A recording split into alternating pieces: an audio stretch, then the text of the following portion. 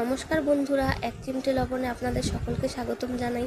তা আজ আমি চলে এসেছি আবারও একটি নতুন রান্নার রেসিপি নিয়ে তোমাদের সাথে শেয়ার করব বলে বন্ধুরা, কাঁচকলার মশলা ঝোল। কাঁচকলা কিন্তু অনেকেই পছন্দ করে না। যারা পছন্দ করে না তারা কিন্তু বাড়িতে এই রেসিপিটি একবার ট্রাই করে দেখতে পারো, আশা করি ভালো লাগবে। তা এর জন্য কিন্তু আমার লাগবে কাঁচকলা ও আলু। তা প্রথমে কিন্তু আমি কাঁচকলা ও আলুগুলোকে ডুম করে কেটে নেব। এরপর হচ্ছে কাঁচকলাগুলোকে আমি একটু পাত্রে জল দিয়ে হলুদ দিয়ে কিন্তু ভিজিয়ে রাখবো কিছুক্ষণ, কারণ কাঁচকলার কষগুলো যাতে বেরিয়ে যায়। এবং মশলাতে আমি পেস্ট করব হচ্ছে জিরে, ধনিয়া, আদা ও লঙ্কা। এই রান্নায় কিন্তু একটু ঝাল হলে ভালো লাগবে, এই লঙ্কার পরিমাণটা একটু বেশি ব্যবহার করব। তারপর প্রথমেই আমি কড়াইতে তেল গরম করে নেব। তেল গরম করে কেটে রাখা আলুগুলো দিয়ে লবণ ও হলুদ দিয়ে ও ভিজিয়ে রাখা কাঁচকলাটা দিয়ে কিন্তু ভালোভাবে 7 মিনিট মতন নাড়াচাড়া করে আমি তুলে নেব বন্ধুরা। তা বন্ধুরা, যারা আমার রান্নার ভিডিও দেখো, যদি আমার রান্নার ভিডিও তোমাদের পছন্দ হয়, আমাকে কিন্তু অবশ্যই একটু লাইক, শেয়ার, ফলো ও সাবস্ক্রাইব করে দিও। কারণ তোমাদের একটু ফলো ও সাবস্ক্রাইব পেলে আমি কিন্তু আরও নতুন নতুন ভিডিও দিতে উৎসাহিত হব বন্ধুরা। তো তোমাদের সাথে কথা বলতে বলতে আমার আলুতে কিন্তু লবণ হলুদ দেওয়া হয়ে গেল। এরপর এটাকে একটু নেড়ে চেড়ে এতে কিন্তু কাঁচকলাগুলো আমি দিয়ে দেবো। তারপর এটাকে একটু ভালোভাবে ভেজে কিন্তু আমি তুলে নেবো 7 মিনিট মতন, যেটা তোমাদেরকে বললাম এখনই। তাই এরপর সেই কড়াইতেই কিন্তু আমি আবারও একটু তেল গরম করতে বসিয়ে দেবো।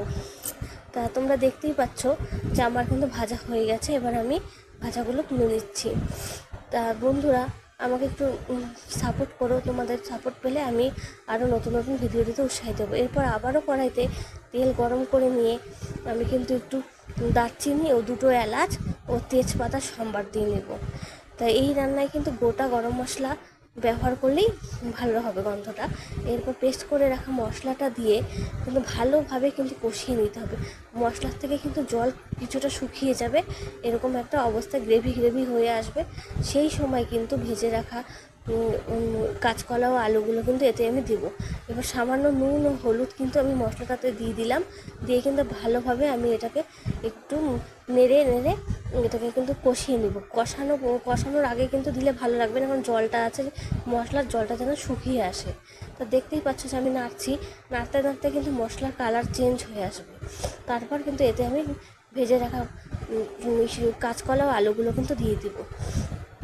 আর ফ্লেম কিন্তু একটু আমি কমিয়ে নিয়েছি। আর তা কমিয়ে নিয়ে কিন্তু এটা করলাম, তাতে গাঢ় হয়ে এসেছে। তা বন্ধুরা, তোমরা কিন্তু বাড়িতে অবশ্যই একবার করে দেখো। এরপর কিন্তু আমি কাঁচকলা আলু কিন্তু এতে দিয়ে দিলাম। এবার এই মশলার সাথে ভালোভাবে কিন্তু এটাকে মিক্স করে নিতে হবে, আরও কিছুক্ষণ নাড়াচাড়া করতে হবে।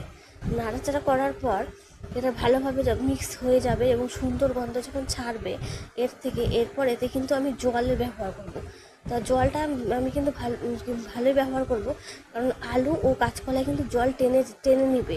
এবং এটা নামানোর পর কিন্তু জল যতটা পরিমাণে আমি ব্যবহার করছি সেই পরিমাণ জল কিন্তু এতে থাকবে না, এটা কিন্তু গাঢ় হয়ে আসবে। ও সামান্য কিন্তু আমি চিনির ব্যবহার করেছি জলটা ছাড়ার আগে। তোমরা একটু সামান্য চাইলে চিনির ব্যবহার করে নিতে পারো।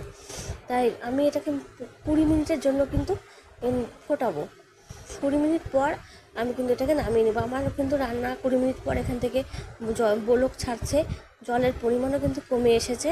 তাই এবার কিছুক্ষণ এটাকে রাখলে কিন্তু জলটা আরও কমে যাবে। তা আমার রান্নাটা কিন্তু অলমোস্ট ডান। তোমরা বাড়িতে অবশ্যই